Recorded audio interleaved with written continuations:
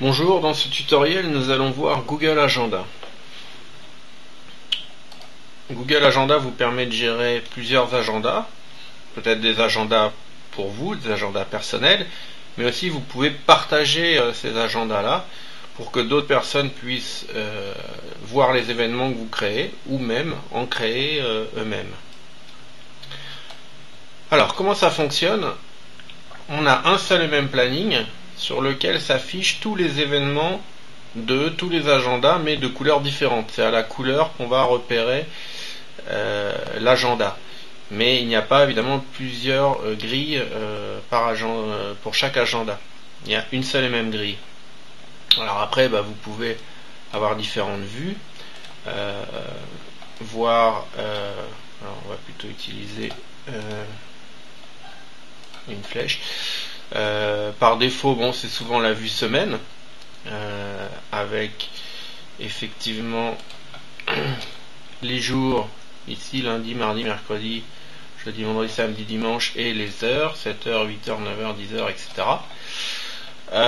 Mais vous avez une vue au niveau du jour, au niveau du mois, une vue à 5 jours près, donc différentes vues.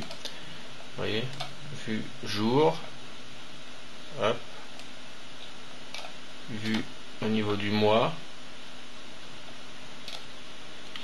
à 5 jours, sur les 5 jours de la semaine. Voilà. Reprenons par exemple la vue semaine.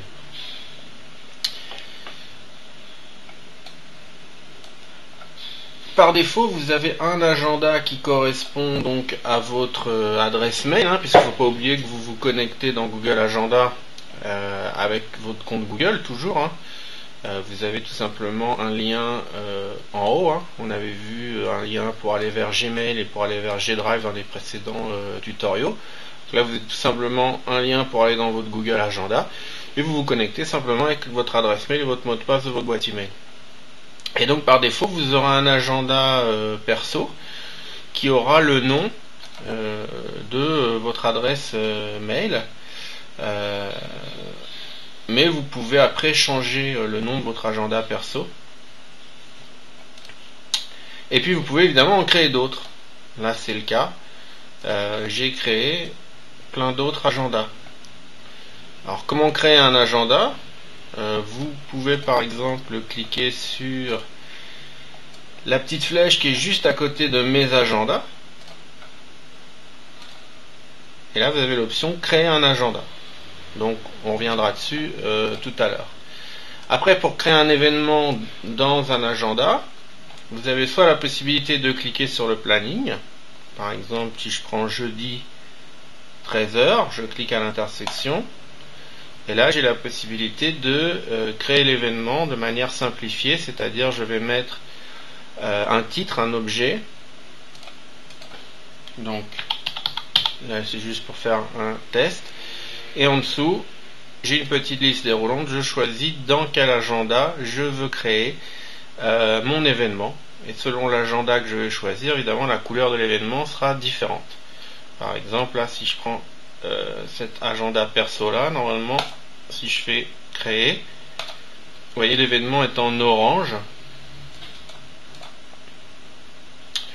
Donc, événement en orange, je vois bien que ça correspond à agenda perso. Alors que celui-ci, par exemple, l'événement en violet, là, va correspondre à agenda pro. Autre manière plus précise, alors je pourrais modifier mon événement aussi en cliquant dessus et en faisant modifier l'événement, et là j'aurai plus de paramétrage. Mais sinon, dès le départ, je peux avoir beaucoup de paramétrage en faisant l'option ici, créer, sous agenda. Donc c'est pas pour créer un agenda, par contre c'est pour créer un événement. Donc si je fais créer ici, la première chose que je vais faire, c'est de donner un titre à mon événement. Ici. Alors là, on va mettre par exemple réunion. Ensuite, le jour. Par exemple, mercredi à 14h. L'heure de fin. 14h jusqu'à par exemple 16h30. Le jour de fin, donc là je pourrais mettre un jour différent, sinon je peux laisser le même jour. Ce qui est intéressant, c'est que si un événement est récurrent, je ne vais pas avoir besoin de le recréer plusieurs fois. Je peux créer une récurrence en cliquant par exemple ici. Donc on va le faire, par exemple, je crée une récurrence. Donc je choisis si je veux que l'événement soit récurrent tous les jours, donc du lundi au dimanche, tous les jours du lundi au vendredi, les lundis, mercredis, vendredis, les mardis, jeudis, toutes les semaines, tous les mois ou tous les ans. Prenons par exemple toutes les semaines. Si je veux le répéter toutes les semaines, toutes les 2 semaines, toutes les 3 semaines, etc. Donc je choisis un pas, on va dire, d'incrémentation.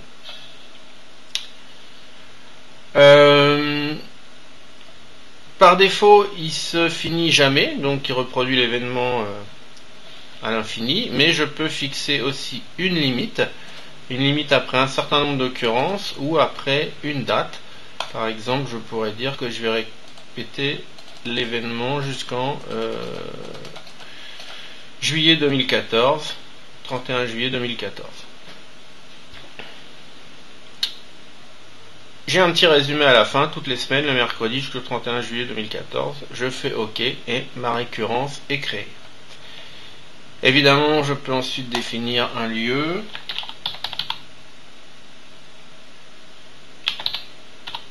Bon, etc. Une description. Alors, dans quel agenda le créer, hein, toujours pareil, important. Donc, dans quel agenda je veux créer mon événement. Donc, on va mettre agenda pro par exemple. Tac. Les rappels. Alors, par défaut, vous n'avez que 2 types de rappels, email et pop-up.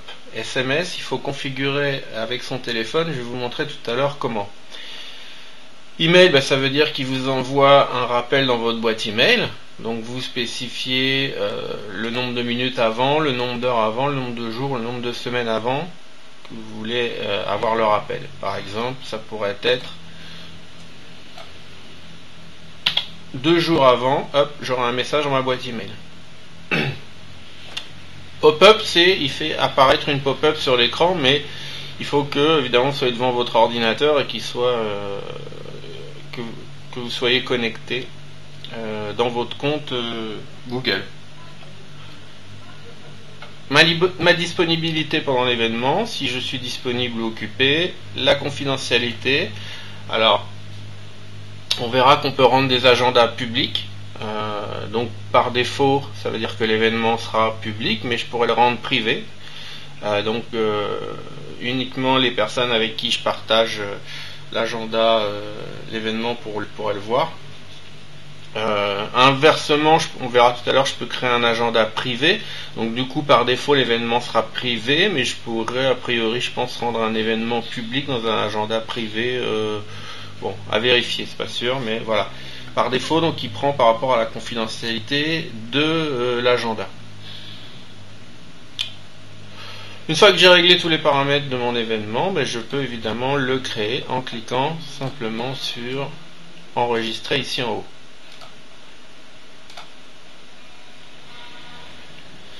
Et là donc j'ai bien ici mon événement qui s'est créé et qui doit être récurrent, c'est-à-dire que si j'avance d'une semaine, puisque là je suis en vue semaine, hop, voilà, je vois bien que sur la semaine suivante, j'ai bien mon événement qui s'est recréé, donc la récurrence a bien fonctionné.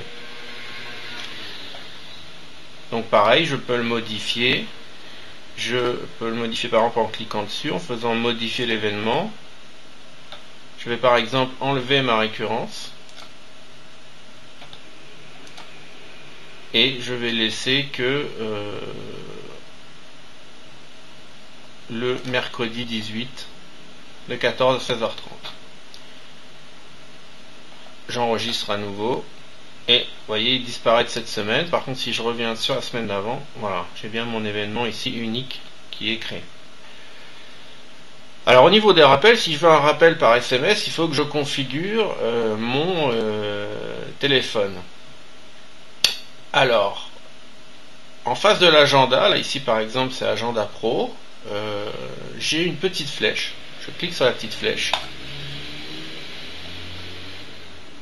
Et je vais aller, alors je peux aller dans le paramètre de l'agenda et je le trouverai les rappels après, ou directement je peux aller dans rappel et notifications ici.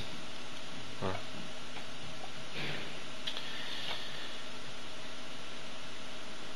Là, moi j'ai déjà configuré mon mobile, mais sinon ça se fait en cliquant ici en bas sur configuration du mobile.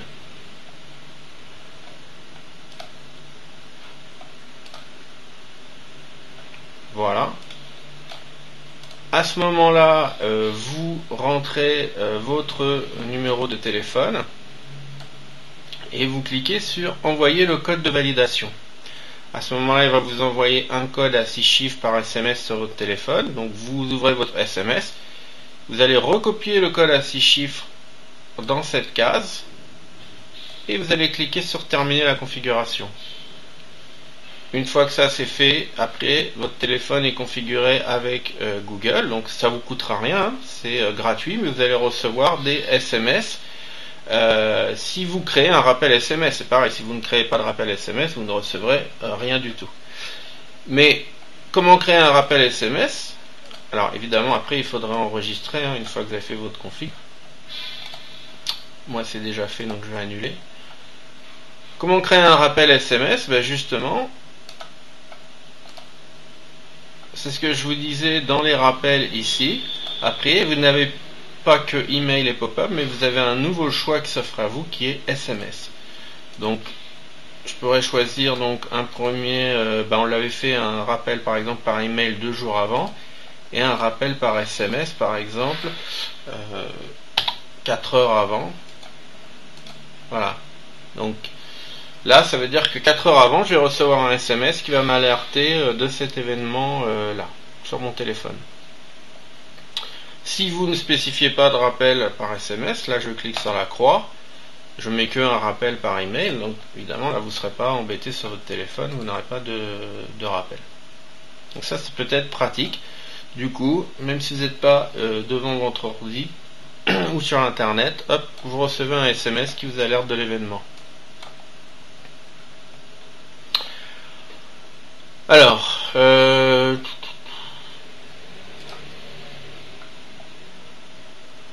vais peut-être le supprimer quand même. Non, bah c'est bon. Donc, voilà pour la création des événements. Maintenant, la création des agendas. Donc, comme j'ai dit, en face mes agendas, vous avez une petite flèche avec l'option créer un agenda. Alors, vous pouvez lui donner un nom.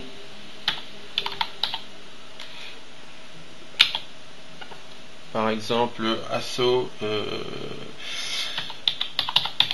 échec, voilà, peu importe, ou club échec. Hop, voilà, vous donnez un nom à votre agenda, description, un lieu. Là, vous avez l'option de rendre l'agenda public. Donc, si vous créez des événements dedans, évidemment, potentiellement, tout le monde peut le voir. Il rentre dans les résultats de Google. Sinon, si vous ne rendez pas l'agenda public, dans ce cas-là, vous allez pouvoir le partager avec des personnes en particulier. Alors, c'est pas obligé, hein, si vous ne le partagez pas et que vous faites créer directement, ce sera comme un agenda perso, il n'y a que vous qui pourrez le voir. Mais si vous choisissez de partager votre agenda, vous allez tout simplement ici mettre les adresses email des personnes avec qui vous voulez le partager, ou même les noms, puisqu'il a accès à votre carnet d'adresses Gmail. Donc par exemple, hop, voilà, là j'ai retrouvé une personne dans mon carnet d'adresses, donc en tapant la première lettre de l'adresse, et je l'ai inscrite, donc elle s'est inscrite ici, en dessous moi qui est propriétaire de l'agenda. Et là, en face de la personne, je vais pouvoir choisir les autorisations que je lui donne sur mon agenda. Vous avez une toute petite liste déroulante avec 4 choix possibles. Vous donnez tous les droits à la personne. Elle peut apporter des modifications et gérer le partage. Apporter des modifications, c'est-à-dire modifier un événement ou créer un événement et inviter d'autres personnes ou gérer les personnes qui ont droit d'agir sur l'agenda. Deuxième option, uniquement apporter des modifications aux événements. Donc elle ne gère pas les personnes et le partage de l'agenda, elle gère juste les événements. Afficher le détail des événements, la personne pourra voir les événements que vous créez, mais elle ne pourra pas les modifier ni en créer. Afficher uniquement la disponibilité, ça veut dire qu'elle verra dans l'agenda que vous n'êtes pas disponible de telle heure à telle heure, mais rien de plus, pas davantage de détails. Donc, je vais mettre par exemple afficher le détail. Voilà, et je pourrais comme ça partager avec une deuxième, une troisième, avec plusieurs personnes. Si je décide à un moment donné de ne plus partager avec la personne, je peux toujours retourner dans les paramètres de l'agenda et puis supprimer avec la petite poubelle qui est là, on verra tout à l'heure. Une fois que c'est fait, il suffit de faire créer l'agenda. Et là, vous avez un agenda partagé. Alors, là, je ne vais pas le faire puisque j'en ai déjà. Quoique, si on va le faire quand même, allons-y, créer l'agenda. Et là donc je vois mon agenda qui s'est créé. Ici, Club Échec, qui est un agenda partagé. Donc si je crée un événement, il sera vu par l'autre personne dans son Google Agenda. De la même manière, si quelqu'un crée un agenda dans son Google Agenda et qui met cet agenda en partage avec moi, je pourrais consulter, je verrai déjà l'événement d'une certaine couleur qui apparaîtra sur ma grille, et puis j'aurai l'agenda qui apparaîtra en dessous en fait, puisque ce ne serait pas moi qui l'aurais créé, donc ça apparaîtrait dans autre agenda. Donc par exemple ici,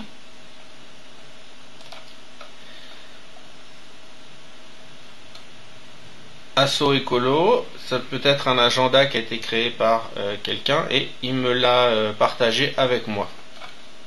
Donc du coup, là les événements en rose apparaîtraient si lui il crée un événement, ça apparaîtrait.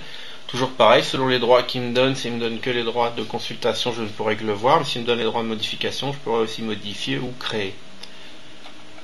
On peut d'ailleurs tester, si j'essaye de créer un agenda, on va voir si j'ai le droit.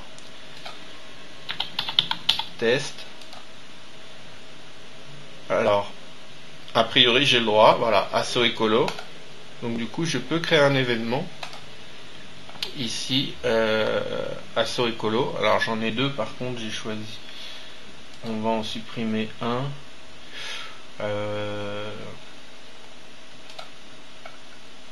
J'ai déjà supprimé cet événement.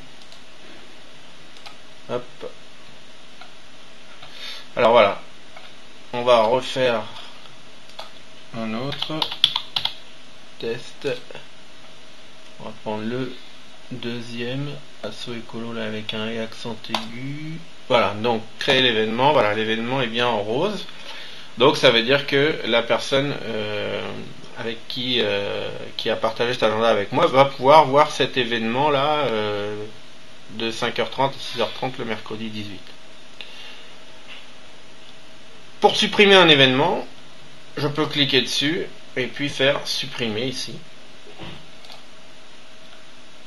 Voilà. Pour supprimer un agenda, je peux à côté de mes agendas aller dans paramètres. Donc là je vais retrouver les paramètres de tous mes agendas. Donc je retrouve tous les agendas. Alors je peux choisir de les afficher ou pas dans la liste. Sans forcément les supprimer, je pourrais choisir de les masquer en décochant la petite case pour pas qu'ils apparaissent dans la liste. Je vais pouvoir évidemment pour chaque agenda modifier les rappels et notifications, par exemple par SMS ou pas, ou si je veux par défaut, certains rappels par défaut automatiquement, au lieu de le faire au fur et à mesure pour chaque événement. les partages.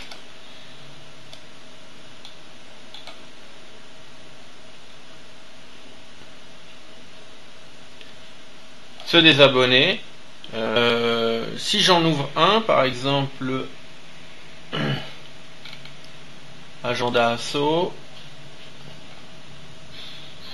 donc je peux évidemment modifier le nom de l'agenda, modifier différentes choses sur l'agenda, le lieu, etc.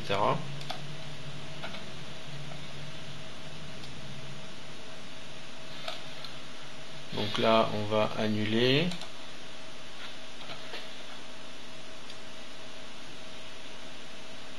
Donc autre agenda, je retrouve en dessous les agendas donc, que les autres ont partagé avec moi. Donc pareil, je peux me désabonner. Par exemple, le premier asso écolo, là on va se désabonner. Hop, se désabonner. Voilà. C'est un peu comme si on le supprimait. Du coup, je ne le vois plus normalement. Ici, voilà, j'ai plus le asso écolo qui était en gris. Je me suis désabonné. Maintenant, j'ai plus que l'asso écolo là en rose.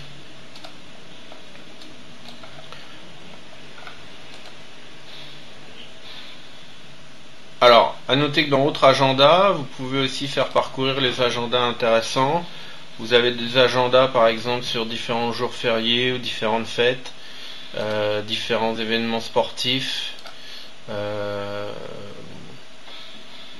voilà, lever et coucher du soleil, etc. Comme ça vous avez des événements automatiques qui arrivent dans votre agenda. Bon, à voir. Donc vous pouvez vous inscrire et puis sinon aussi vous désabonner toujours de la même manière.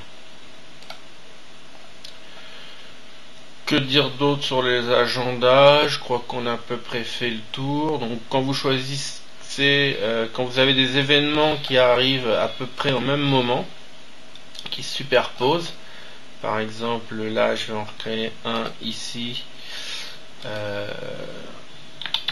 va appeler test 2. Hop, club de danse. L'événement. Voilà, si par exemple j'ai un événement qui se superpose par-dessus un autre, au bout d'un moment, quand on en a beaucoup, c'est pas évident au niveau de la visibilité. Alors vous pouvez masquer des événements. Par exemple, si je veux masquer les événements qui sont en orange, c'est-à-dire les événements de l'agenda perso, il me suffit de cliquer dessus ici. Et hop, l'événement est masqué. Et vous voyez d'ailleurs que la couleur a disparu. Ici, je n'ai plus le petit carré en couleur. Si je reclique dessus, hop, à ce moment-là, le petit carré revient en couleur. Et évidemment, je revois réapparaître mon événement sur la feuille. Donc ça peut être pratique pour les questions de visibilité. Vous pouvez comme ça masquer certains événements à votre guise.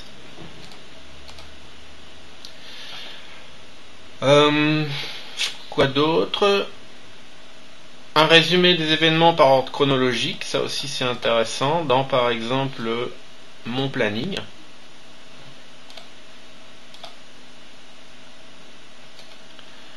Là, voilà, j'ai tous les événements par ordre, tous les événements à venir par ordre chronologique. Donc ça, je peux l'imprimer par exemple.